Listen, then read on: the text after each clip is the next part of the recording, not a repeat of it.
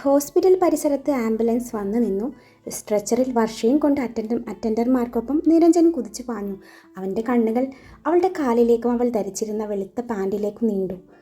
താൻ സ്വപ്നത്തിൽ കണ്ടതുപോലെ യാതൊന്നും അവളിൽ കണ്ടില്ല എന്നത് അവനിൽ ആശ്വാസം നിറച്ചു. നേരെ ICUവിലേക്കാണ് അവളെയും കൊണ്ടുപോയത്. അവളിട്ടിരിക്കുന്ന ചുരിദാർ മാറ്റി ഹോസ്പിറ്റൽ ഡ്രസ്സായ പച്ച ഗൗൺ അണിയിപ്പിച്ചത് നിരഞ്ജൻ തന്നെയാണ്. ICUവിൽ നിരഞ്ജനെ കൂടാതെ മാധുരി ഡോക്ടറും മറ്റ് 2 സീനിയർ ഡോക്ടർമാരും ഉണ്ടായിരുന്നു. ലോ BPയും ലോ പൾസ് ഇതൊക്കെയാണ് പ്രാഥമിക പരിശോധനയിൽ തെളിഞ്ഞത്. ടെസ്റ്റ് റിസൾട്ടൊക്കെയും വന്നപ്പോൾ എല്ലാം നോർമലായിരുന്നു.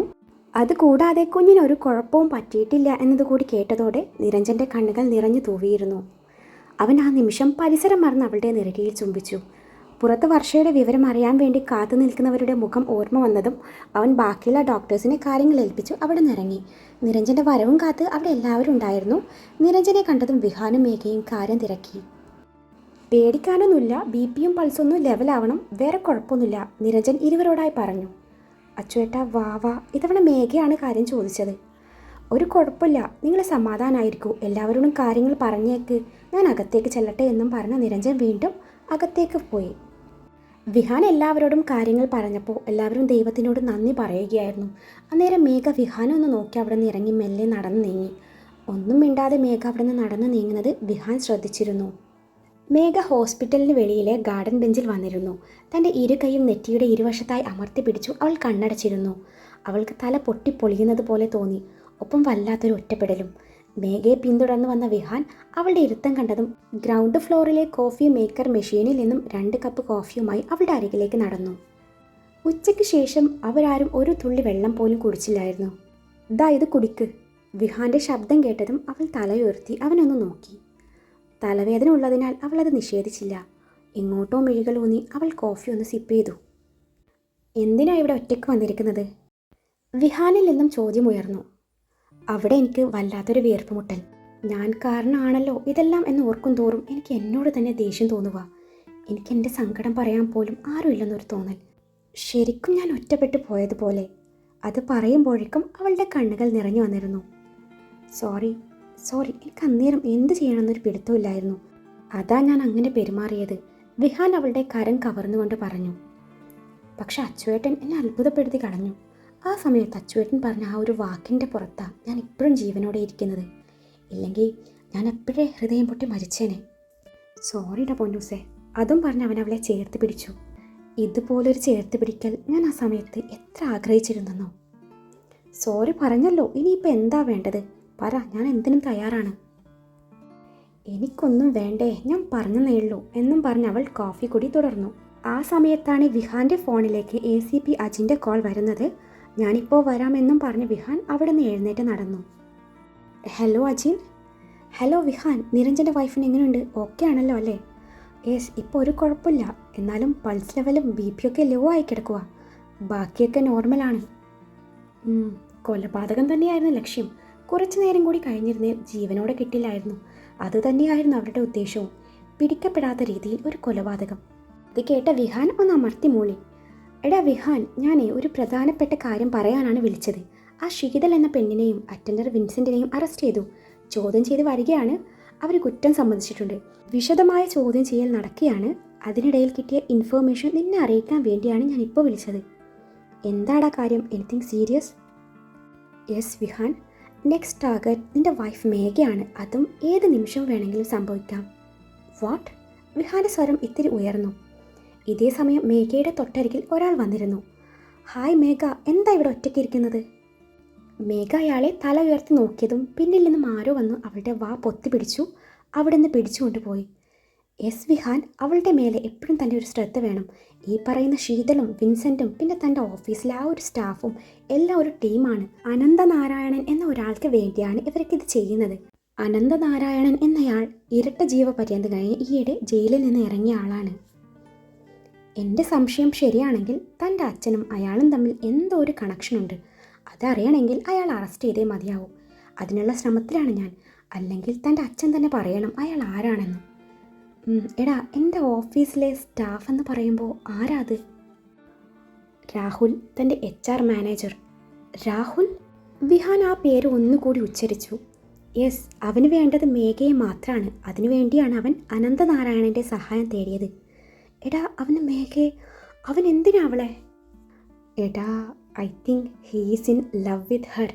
കൂടുതലൊന്നും എനിക്കറിയില്ല. ഇനി ബാക്കിയൊക്കെ പറയേണ്ടത് രാഹുലാണ്. No, she's mine. സമ്മതിക്കില്ല ഞാൻ എന്നും പറഞ്ഞ് വിഹാൻ ഒന്ന് തിരിഞ്ഞു നോക്കുമ്പോഴേക്കും മേഘ ഇരുന്നിടം ശൂന്യമായിരുന്നു. അത് കണ്ടതും വിഹാന്റെ ഉള്ളിൽ ഒരു കൊള്ളിയാൻ മിന്നി. എടാ Ajin, I will call you back എന്നും പറഞ്ഞ് വിഹാൻ കോൾ അവസാനിപ്പിച്ചു. മേഘ ഇരുന്നിടത്തേക്ക് ഓടിക്കിതച്ചെത്തിയതും വീണ് കിടക്കുന്ന കോഫി കപ്പ് കണ്ട് വിഹാൻ നെറ്റിത്തടം ഒഴിഞ്ഞു ചുറ്റും നോക്കി. ശേഷം മേഘ എന്ന് ഉറക്കെ വിളിച്ചു. വിഹാൻ മേഘയെ അന്വേഷിച്ചു. അവിടെ മുഴുവനും അലഞ്ഞു നടന്നു. ഒടുവിൽ ഹോസ്പിറ്റലിന്റെ ജനറേറ്റർ മുറിയുടെ അരികിലെത്തി. ഇതേ സമയം ഇരുട്ടിൽ മറഞ്ഞു നിന്ന ആ രൂപം മേഘയുടെ വായ അമർത്തി പിടിച്ചു. തൊട്ടരികിൽ വിഹാൻ തന്നെയും അന്വേഷിച്ച് പരക്കം പായുന്നത് മേഘ കാണുന്നുണ്ടായിരുന്നു. അവൾക്ക് കൈയും കാലുമൊക്കെയും അനങ്ങാത്തതുപോലെ. ഇരുട്ടിന് അവൾക്ക് വല്ലാത്തൊരു ഭയമായിരുന്നു. അതിനാൽ ആ സമയം അവൾക്ക് പ്രതിരോധിക്കാൻ പറ്റിയില്ല. അവളുടെ ശരീരം തളർന്നു പോകുന്നത് പോലെ തോന്നി. ഒടുവിൽ ധൈര്യം സംഭരിച്ചു അവൾ തൻ്റെ കാല് പൊക്കി അവനിട്ടൊരു തൊഴി കൊടുത്തതും അയാൾ വേദന കൊണ്ട് മേഘയിൽ നിന്നുള്ള പിടിവിട്ടു. ആ സമയം മേഘ കണ്ണേട്ട എന്നുറക്കെ വിളിച്ചതും വിഹാൻ മേഘയുടെ ശബ്ദം കേട്ട ഭാഗത്തേക്ക് ഓടിയെത്തിയിരുന്നുവെങ്കിലും അപ്പോഴേക്കും അയാൾ ആ ഭാഗത്തെ പവർ ഓഫ് ചെയ്ത് തൻ്റെ അരയിലുള്ള കത്തിയെടുത്ത് മേഘയുടെ കഴുത്തിന് നേരെ നീട്ടി. ചുറ്റിലും ഇരുട്ട് പരന്നതും മേഘ വീണ്ടും തളർന്നു പോയിരുന്നു. വിഹാൻ തൻ്റെ ഫോണിൽ നിന്നും ഫ്ലാഷ് ലൈറ്റ് ഓൺ ചെയ്ത് ചുറ്റും നോക്കി. രാഹുൽ, ഇനിയും നീ മറഞ്ഞു നിന്നിട്ട് കാര്യമില്ല. എനിക്കറിയാം നിനക്ക് എന്താണ് വേണ്ടതെന്ന്. അതൊരിക്കലും നിനക്ക് കിട്ടാൻ പോണില്ല രാഹുൽ. കാരണം അവൾ എൻ്റേതാണ്, എൻ്റേത് മാത്രം. ധൈര്യം ഉണ്ടെങ്കിൽ മുന്നിൽ നിന്ന് കടിക്കടാ ബാസ്റ്റേഡ്. തന്നെ വിഹാൻ തിരിച്ചറിഞ്ഞു എന്നറിഞ്ഞ രാഹുൽ ചെറുതായി ഒന്ന് പതറി. ഒപ്പം അവൻ്റെ മുഖത്ത് ക്രൂരഭാവവും നിറഞ്ഞു. പൊടുന്നനെ അവിടെ വെളിച്ചം പരന്നു. മേഘയ്ക്ക് നേരെ കത്തി ചൂണ്ടി നിൽക്കുന്ന രാഹുലിനെ കണ്ട് വിഹാന്റെ ഉള്ളം ഒന്ന് പിടഞ്ഞുവെങ്കിലും അത് പുറത്ത് കാണിക്കാതെ അവൻ രാഹുലിന് നേരെ നടന്നു നീങ്ങി. അടുക്കരുത്, ദേ നിന്റെ ഭാര്യ എൻ്റെ കൈകൊണ്ട് തീരും. പിന്നെ ഞാനും മരിക്കും. എനിക്ക് അത്രയ്ക്ക് ജീവനാണിവളെ. അത് കേട്ട് മേഘ ഒരുതരം വിറയലോടെ രാഹുലിനെ നോക്കി. നമുക്ക് ഒരുമിച്ച് മരിക്കാം മേഘ. എനിക്ക് നിന്നെ ഒരുപാട് ഇഷ്ടമാണ്. ഞാൻ നിന്നെ ആദ്യമായി കണ്ടത് എപ്പോഴാണെന്നറിയോ? 1 വർഷം മുൻപ്. ഒരു പച്ച ചുരിദാറിട്ട് മുടിയിൽ നിറയെ മുല്ലപ്പൂവും ചൂടി നിന്റെ ഫ്രണ്ടിൻ്റെ കല്യാണത്തിന് ഒരു ഓഡിറ്റോറിയത്തിലേക്ക് നീ വന്നിരുന്നില്ലേ?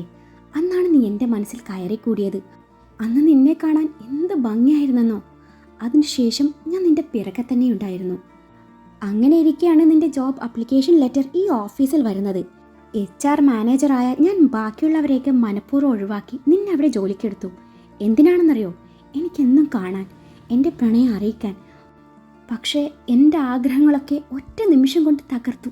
ഇവൻ നിന്നെ ഇവൻ്റെ ആക്കി. എനിക്കൊന്ന് കാണാൻ പോലും അവസരം തരാതെ ഏത് നേരവും ഇവൻ നിന്നെ കൂടെ കൊണ്ട് നടന്നു. വൈകാതെ ഇവൻ നിന്നെ കല്യാണം കഴിക്കുകയും ചെയ്തു. പക്ഷെ അപ്പോഴും എനിക്ക് നിന്നെ മറക്കാൻ കഴിഞ്ഞിരുന്നില്ല. എനിക്ക് നിന്നെ വേണമായിരുന്നു മേഘ. അതിനു തടസ്സം ഇവനും. ഇവനെ തകർക്കാൻ എളുപ്പമല്ല എന്നെനിക്കറിയാമായിരുന്നു. അപ്പോഴാണ് എൻ്റെ മുന്നിലേക്ക് സഹായമായി ഒരാൾ വരുന്നത്. പിന്നീട് ആളുടെ നിർദ്ദേശപ്രകാരം ഞാൻ ഓരോന്ന് ചെയ്യുകയായിരുന്നു. അയാൾക്ക് വേണ്ടത് ശങ്കർ മഹാദേവൻ്റെയും മക്കളുടെയും പതനമാണ്. പക്ഷേ എനിക്ക് വേണ്ടത് നിന്നെയാണ്, നിന്നെ മാത്രം മേഘ. ഒരു ഭ്രാന്തനെ പോലെ രാഹുൽ ഓരോന്ന് പറഞ്ഞുകൊണ്ടേയിരുന്നു. രാഹുൽ പറയുന്നത് കേട്ടതും മേഘയിൽ ഭയം ഉടലെടുത്തു. അവൻ്റെ വാക്കും പ്രവൃത്തിയും കണ്ട് വിഹാനിൽ ദേഷ്യം നുരഞ്ഞു പൊന്തി. വിടാൻ, എനിക്ക് പോണം, വിട്. മേഘ കുതറി മാറാൻ നോക്കി. മേഘ അങ്ങനെ പറയല്ലേ. എനിക്ക് നിന്നെ എന്തിഷ്ടാണെന്നോ. ഇവൻ സ്നേഹിക്കുന്നതിനേക്കാളും ഇരട്ടി ഞാൻ നിന്നെ സ്നേഹിച്ചോളാം. നമുക്ക് പോവാം മേഘ, ദൂരെ എങ്ങോട്ടെങ്കിലും, നമ്മൾ മാത്രമായ ഒരു ലോകത്തേക്ക്. രാഹുൽ വീണ്ടും ഓരോന്ന് പുലമ്പിക്കൊണ്ടിരുന്നു. ഇല്ല, എനിക്ക് നിങ്ങളെ പേടിയാ. എനിക്ക് എൻ്റെ കണ്ണേട്ടൻ്റെ കൂടെ ജീവിച്ചാൽ മതി. എൻ്റെ കണ്ണേട്ടനെ പോലെ മറ്റാർക്കും എന്നെ സ്നേഹിക്കാൻ പറ്റില്ല, പ്രണയിക്കാൻ പറ്റില്ല. നിങ്ങളുടേത് പ്രണയമല്ല, ഇൻഫാക്ച്വേഷൻ മാത്രമാണ്. നിങ്ങൾ എന്നെ ആത്മാർത്ഥമായി പ്രണയിച്ചിരുന്നേൽ ഇങ്ങനെയൊന്നും എന്നോട് ചെയ്യില്ലായിരുന്നു. പ്ലീസ് എന്നെ വിട്ടേക്ക്. ഈ ജന്മം എന്നല്ല, 1000 ജന്മം ഉണ്ടെങ്കിലും എനിക്ക് എൻ്റെ കണ്ണേട്ടനല്ലാതെ മറ്റൊരാളെ പ്രണയിക്കാൻ പറ്റില്ല. ഞാനെന്നും ഇദ്ദേഹത്തിൻ്റെ മാത്രമായിരിക്കും. അത് കേട്ടതും രാഹുലിൻ്റെ മുഖത്ത് വീണ്ടും ക്രൂരഭാവം നിറഞ്ഞു. വിഹാന്റെ ഉള്ളിൽ പറഞ്ഞറിയിക്കാൻ പറ്റാത്ത അനുഭൂതിയും. ഇല്ല, നിന്നെ ഞാൻ ഇവൻ്റെ കൂടെ ജീവിക്കാൻ വിടില്ല. നീ മരിച്ചാൽ മതിയെന്ന് പറഞ്ഞ് അവളുടെ കഴുത്തിന് നേരെ കത്തി കൊണ്ടുപോയതും വിഹാൻ കയ്യിൽ കിട്ടിയ എന്തോ ഒന്നെടുത്ത് കത്തിയെ ലക്ഷ്യം വെച്ച് എറിഞ്ഞതും കത്തി എങ്ങോട്ടോ തെറിച്ചു വീണ തക്ക നോക്കി മേഘ അവൻ്റെ പിടിയിൽ നിന്ന് രക്ഷപ്പെട്ട് വിഹാന്റെ അരികിലെത്തി അവനെ ഇറുകെ പുണർന്നു. ദേ കണ്ടോ, ഇവൾ എൻ്റേത് മാത്രമാ. ഇവളെ ഇങ്ങനെ കെട്ടിപ്പിടിക്കാനും ഇങ്ങനെ ഉമ്മ വെക്കാനും എല്ലാത്തിനുള്ള അവകാശം എനിക്ക് മാത്രമാണ്. എന്നും പറഞ്ഞ് മേഘയെ അവൻ്റെ മുന്നിൽ വെച്ച് കെട്ടിപ്പിടിച്ച് ഉമ്മ വെച്ച് കാണിച്ചു. ഇവളെല്ലാ അർത്ഥത്തിലും എനിക്ക് സ്വന്തമായവളാ. അവളെ ഞാൻ നിന്റെ ഓഞ്ഞ ലവ് സ്റ്റോറി കേട്ട് വിട്ടുതരുമെന്ന് കരുതിയോ? വിഹാൻ പറഞ്ഞു.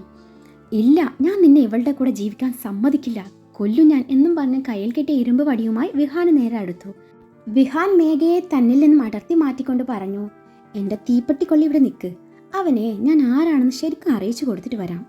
അതും പറഞ്ഞ് വിഹാൻ രാഹുലിന് നേരെ പാഞ്ഞെടുത്തു.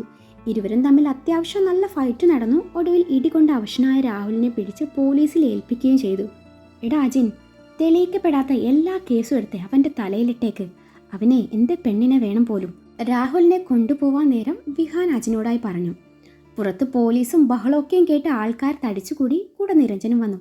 എടാ കണ്ണ, എന്താ സംഭവിച്ചത്? നിരഞ്ജൻ വിഹാന് നേരെ പാഞ്ഞെടുത്തുകൊണ്ട് ചോദിച്ചു. വിഹാൻ അവനോട് കാര്യങ്ങളൊക്കെയും വിശദമായി തന്നെ പറഞ്ഞു. അച്ചു, നീ ഇപ്പം അച്ഛനോടൊന്നും ചോദിക്കാൻ നിൽക്കണ്ട, എല്ലാം സാവകാശം ചോദിക്കാം. അയാൾ എത്രയും പെട്ടെന്ന് അറസ്റ്റ് ചെയ്യുമെന്ന് ആദ്യം പറഞ്ഞത്. എന്നാലും ഒരു ക്രിമിനലുമായി അച്ഛന് എന്ത് ബന്ധമെന്നാ എനിക്കറിയാഞ്ഞത്, നിരഞ്ജൻ പറഞ്ഞു. എല്ലാം വൈകാതെ അറിയാൻ പറ്റും. വർഷക്ക് എങ്ങനെയുണ്ട്? ഇല്ല, ഇപ്പോഴും ബോധം വന്നിട്ടില്ല, എന്നാലും പൾസൊക്കെ ലെവലായി വരുന്നുണ്ട്. മയക്കം കഴിഞ്ഞ് ഉണരുമ്പോൾ എല്ലാം ശരിയായിക്കോളും. ഞാൻ എല്ലാവരോടും വീട്ടിലേക്ക് പോയിക്കോളാൻ പറഞ്ഞിട്ടുണ്ട്. ഇവിടെ നിന്നിട്ട് ഒരു കാര്യമില്ലല്ലോ. നിങ്ങളും പോയിക്കോ, ഞാനുണ്ടല്ലോ ഇവിടെ. വേണ്ട, ഞങ്ങൾ എന്തായാലും പോണില്ല. ഇവിടെ റെസ്റ്റ് എടുക്കാൻ ഇഷ്ടം പോലെ മുറിയുണ്ടല്ലോ. നീ ചെല്ല്, ഞങ്ങൾ കുറച്ചു നേരം ഇവിടെ പുറത്തിരിക്കാം. ആളാകെ പേടിച്ചിരിക്കുക. മേഘയെ ചൂണ്ടി അവനത് പറഞ്ഞതും നിരഞ്ജൻ ശരിയെന്നും പറഞ്ഞ് അകത്തേക്ക് നടന്നു. എങ്ങോട്ടോ മിഴികളൂന്നിരിക്കുന്ന മേഘയുടെ അരികിലേക്ക് വിഹാൻ ചെറുചിരിയാളെ നടന്നു നീങ്ങി. വിഹാന്റെ സാമീപ്യം അറിഞ്ഞിട്ടും മേഘ അവനെ ശ്രദ്ധിച്ചതേയില്ല. അവളുടെ കാതോരം പതിയെ ഊതിയതും അവൾ അവനെ കൂർപ്പിച്ചു നോക്കി. എൻ്റെ തീപ്പെട്ടിക്കൊള്ളി ഇപ്പോഴും എന്നോട് പിണങ്ങിയിരിക്കുവാണോ? അവളുടെ അരികിലായി ചേർന്നിരുന്ന് അവളുടെ വയറിലൂടെ കയറ്റി പിടിച്ചുകൊണ്ട് ചോദിച്ചു. എനിക്കാരോടും പിണക്കൊന്നുമില്ല, അവൾ അവൻ്റെ മുഖത്ത് നോക്കാതെ പറഞ്ഞു. ആ ഒരു പറച്ചിലിൽ തന്നെ ഉണ്ടല്ലോ ഒരു പിണക്കച്ചുവ. ഞാൻ പറഞ്ഞല്ലോ അപ്പോഴത്തെ ഒരു ദേഷ്യത്തിലേ പറ്റിപ്പോയതാണെന്ന്. നീ വേണേ എന്നെ 2 ചീത്ത പറഞ്ഞു, അല്ലെങ്കിൽ വേണ്ട 2 തല്ലിക്കോ, എനിക്കൊരു കുഴപ്പമില്ല. പക്ഷെ ഇങ്ങനെ മിണ്ടാതെ മുഖം വീർപ്പിച്ച് നിൽക്കുമ്പോൾ എന്തോ എനിക്ക് പറ്റുന്നില്ല. ഞാൻ പറഞ്ഞല്ലോ എനിക്ക് പിണക്കൊന്നും ഇല്ലെന്ന്. പക്ഷെ അന്നേരം നല്ല വിഷമം തോന്നിയെന്നത് സത്യ. കണ്ണേട്ടൻ ഏത് സിറ്റുവേഷനിലും എൻ്റെ കൂടെ നിൽക്കും എന്നൊരു വിശ്വാസം എനിക്കുണ്ടായിരുന്നു. ആ വിശ്വാസം ചീട്ടുകൊട്ടാരം പോലെ തകർന്നു വീണപ്പോൾ ഒരു കുഞ്ഞു നൊമ്പരം. അല്ലെങ്കിലും നമ്മൾ ആഗ്രഹിക്കുന്നതൊക്കെയും നടക്കണമെന്നൊന്നും ഇല്ലല്ലോ, അല്ലേ? പോട്ടെ, ഞാനതൊക്കെ വിട്ടുകളഞ്ഞു, പോരെ.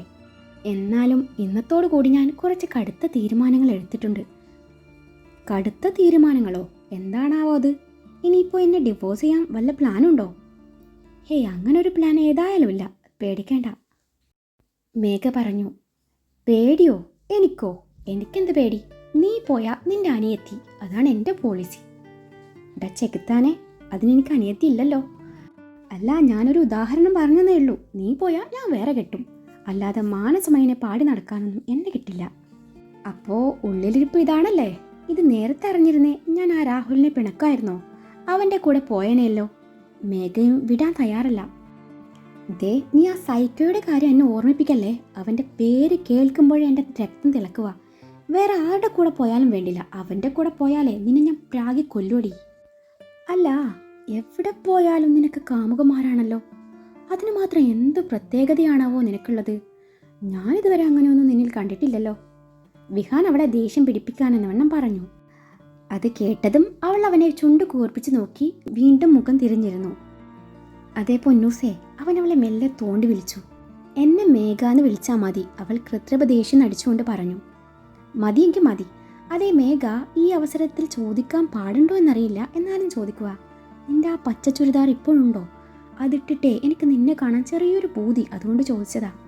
എനിക്കും അറിയണല്ലോ ആ ഡ്രസ്സിൻ്റെ ഭംഗി കൊണ്ടാണോ നീ അന്ന് അത്രയും സുന്ദരിയായത്, അതോ ശരിക്കും നിനക്ക് ഭംഗിയുണ്ടോന്ന്. വേണേലേ, മുല്ലപ്പൂവ് ഞാൻ വാങ്ങിച്ചു തരാം കേട്ടോ.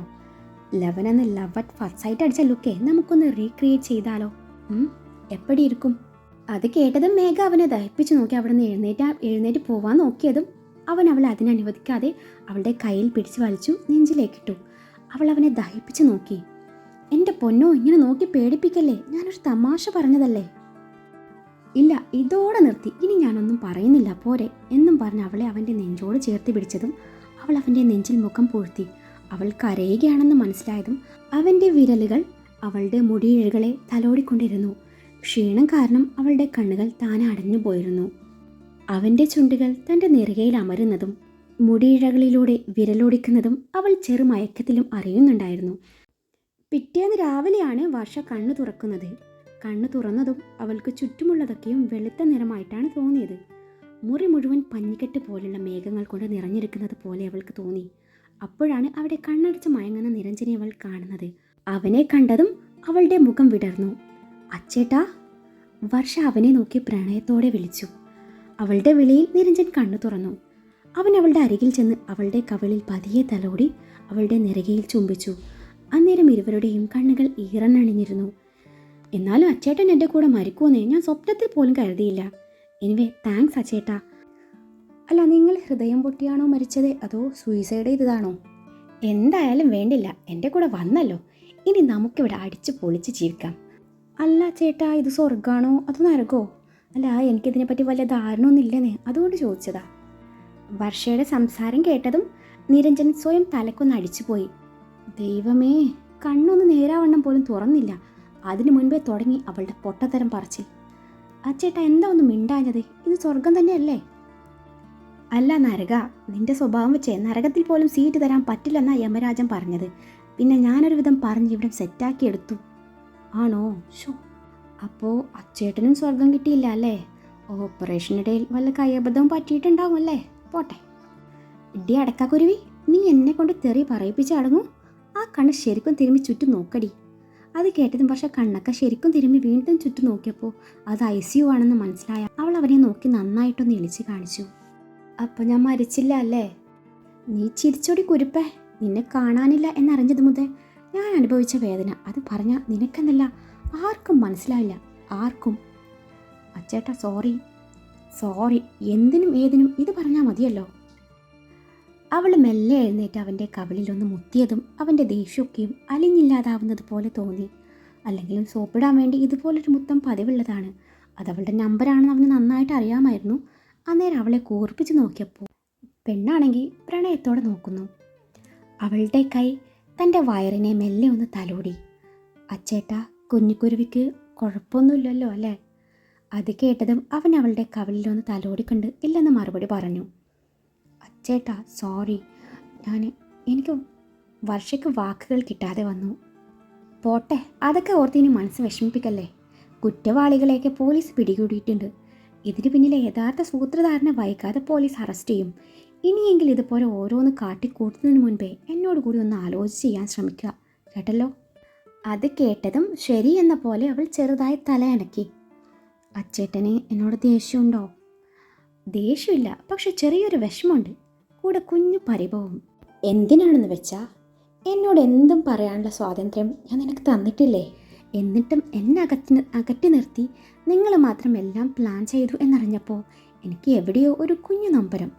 പോട്ടെ, സാരമില്ല. ഇനി ഇതോർത്ത് എൻ്റെ പിന്നെ മനസ്സ് വിഷമിപ്പിക്കണ്ട. വീണ്ടും അവൻ്റെ ചുണ്ടുകൾ അവളുടെ നെറ്റിയിൽ അമർന്നു. 2 ദിവസത്തിന് ശേഷം വർഷയെ ഡിസ്ചാർജ് ചെയ്തു. മേഘയോടുള്ള അമ്മയുടെ ദേഷ്യം കൂടിയതല്ലാതെ കുറഞ്ഞതേയില്ല. വർഷയുടെ അരികിൽ ചെല്ലുമ്പോഴോ സംസാരിക്കുമ്പോഴോ അമ്മയ്ക്ക് ഇഷ്ടപ്പെടാത്ത മട്ടിൽ അവളോട് പെരുമാറും. അത് മേഘയെക്കാളും വിഷമിപ്പിച്ചത് വർഷയാണ്. ഒരു ദിവസം ഇതുപോലെ പെരുമാറിയ അമ്മയോട് വർഷ കാര്യം തിരക്കി. അമ്മ, ഞാൻ പറയുന്നത് തെറ്റാണെങ്കിൽ അമ്മ എന്നോട് ക്ഷമിക്കണം. പക്ഷെ ഇതൊക്കെ ഇനിയും കണ്ടില്ലെന്ന് നടിക്കാൻ എന്നെക്കൊണ്ട് പറ്റില്ല. അമ്മയ്ക്കെന്താ ഈയിടെയായി ഇവളോട് ഇത്രയും ദേഷ്യം? ഞങ്ങളെ തമ്മിൽ അകറ്റാനാണോ അമ്മ ശ്രമിക്കുന്നത്? അതിന് മാത്രം ഇവൾ എന്ത് തെറ്റാ ചെയ്തേ? അതുകൂടി അറിഞ്ഞിരുന്നേ വലിയ ഉപകാരമായനെ. അമ്മു, നീ ഒന്നും മിണ്ടാതിരിക്കുന്നുണ്ടോ? അങ്ങനെയൊന്നും ഇല്ല, നിനക്ക് തോന്നുന്നതാ. വർഷ മേഘയെ തടഞ്ഞുകൊണ്ട് പറഞ്ഞു. പൊന്നൂസേ, നീ മിണ്ടരുത്. നിന്നോട് ഞാൻ എന്തെങ്കിലും ചോദിച്ചോ? ഇല്ലല്ലോ. കുറച്ച് നാളായി ഞാനിത് കാണാൻ തുടങ്ങിയിട്ട്. ഞാൻ അത്രയ്ക്കും പൊട്ടിയൊന്നുമല്ല. ഞങ്ങളുടെ രേഖാമ്മക്ക് ആരെയും വേദനിപ്പിക്കാൻ കഴിയില്ല. അങ്ങനെയുള്ള അമ്മ ഈ പാവത്തിനോട് അങ്ങനെയൊക്കെ പെരുമാറുമ്പോൾ എനിക്ക് സഹിക്കാൻ പറ്റുന്നില്ല. എനിക്കിതിന് പിന്നിലെ സത്യാവസ്ഥ അറിഞ്ഞേ പറ്റൂ. വർഷ രേഖയ്ക്ക് നേരെ ചോദ്യം ഉന്നയിച്ചു.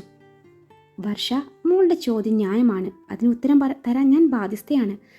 പക്ഷെ അതിനു മുൻപ് മേഘ എൻ്റെ ഒരു ചോദ്യത്തിന് ഉത്തരം നൽകിയേ മതിയാവൂ എന്നും പറഞ്ഞ് അവരവിടുന്ന് പോയി. അന്നേരം വർഷയും മേഘയും കാര്യം എന്തെന്നറിയാതെ മുഖത്തോട് മുഖം നോക്കി.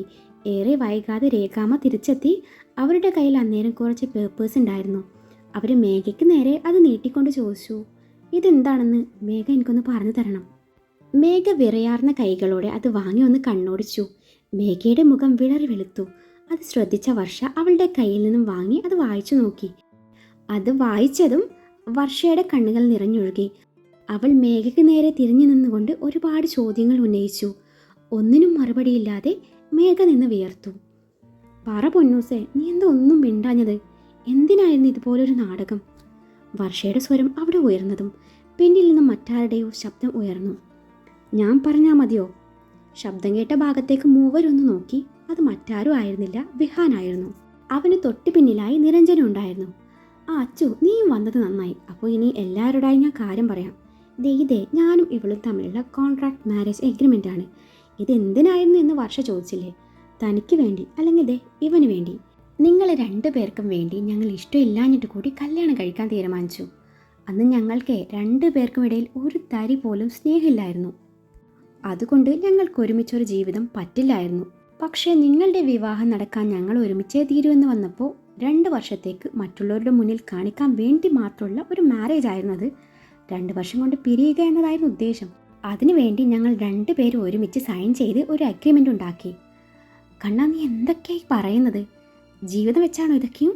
നിരഞ്ജൻ വിറയാർന്ന സ്വരത്തോടെ ചോദിച്ചു. ഞാൻ പറയട്ടെ എൻ്റെ ഡോക്ടറെ, അതിനിടയിൽ ഇങ്ങനെ ഓരോന്ന് ചോദിച്ചേ ആ ഫ്ലോ അങ്ങ് കളയല്ലേ. കണ്ണേട്ടൻ ബാക്കി പറ. ഇത്തവണ വർഷയാണ് പറഞ്ഞത്. ശരി, എന്നാൽ ബാക്കി കൂടി കേട്ടോളൂ. പക്ഷേ ഞങ്ങൾ തീരുമാനിച്ച പോലെയൊന്നും ആയിരുന്നില്ല പിന്നീട് ഞങ്ങളുടെ ലൈഫിൽ നടന്നത്. ആഫ്റ്റർ മാരേജ് ഞങ്ങളുടെ റിലേഷനിൽ വർഷക്ക് ഡൗട്ട് തോന്നി. വർഷ അച്ചുവിനെതിരെ ഒരു കണ്ടീഷൻ വെച്ചു. ഞങ്ങൾ ഒരുമിച്ചൊരു ജീവിതം തുടങ്ങിയിട്ടേ നിങ്ങൾ ഒരുമിച്ച് ജീവിക്കുള്ളൂ എന്ന്. ഇക്കാര്യം എങ്ങനെയോ മണത്തറിഞ്ഞ ഇവൾ വന്ന് എന്നോട് ഇക്കാര്യം പറഞ്ഞു. അങ്ങനെ നിങ്ങളെ ബോധിപ്പിക്കാൻ ഞങ്ങൾ സ്നേഹങ്ങ് വാരിക്കോരി കൊടുത്ത് അഭിനയം തുടർന്നു. അതിനിടയിൽ എപ്പോഴോ മനസ്സ് കൈവിട്ടു പോയി. ശരിക്കും ഞങ്ങൾ പോലും അറിയാതെ ഞങ്ങൾ പ്രണയിക്കാൻ തുടങ്ങി.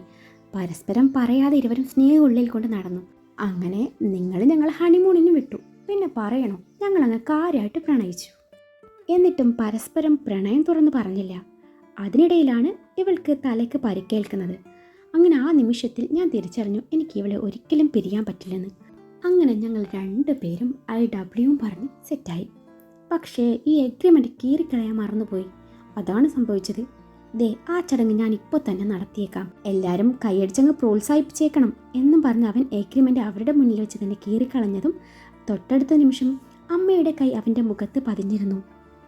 അമ്മ! വിഹാൻ കവിൾ അമർത്തി പിടിച്ചുകൊണ്ട് പ്രത്യേക താളത്തിൽ വിളിച്ചു. മനുഷ്യനെ നീ പേടിപ്പിച്ച് കളഞ്ഞലോടാ. ഞാൻ ഇത്രയും നാൾ ഉരുകി ജീവിക്കുകയായിരുന്നു. കാരണം എനിക്ക് ഈ കുട്ടി അത്രയ്ക്കും ഇഷ്ടമായിരുന്നു. ഒരിക്കലും പിരിയാൻ പറ്റില്ലായിരുന്നു. ഇങ്ങനെ സ്നേഹിച്ച 2 വർഷം കഴിഞ്ഞ് അവൾ വിട്ടുപോകുമ്പോൾ എനിക്കത് സഹിക്കാൻ പറ്റുമായിരുന്നില്ല.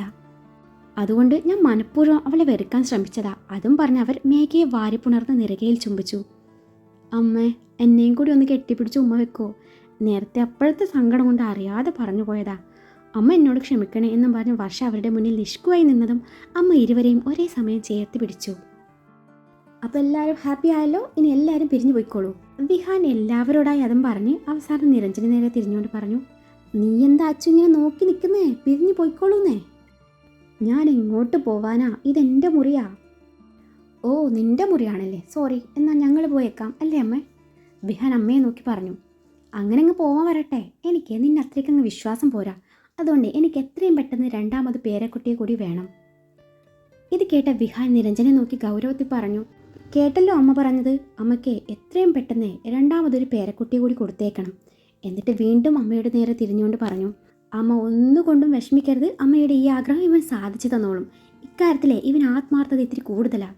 ഭാവിയിൽ അമ്മയ്ക്ക് ഒരു പ്ലേ സ്കൂൾ തുടങ്ങാനുള്ള അത്രയും പേരക്കുട്ടികൾ ഇവൻ സെറ്റാക്കി തന്നോളും.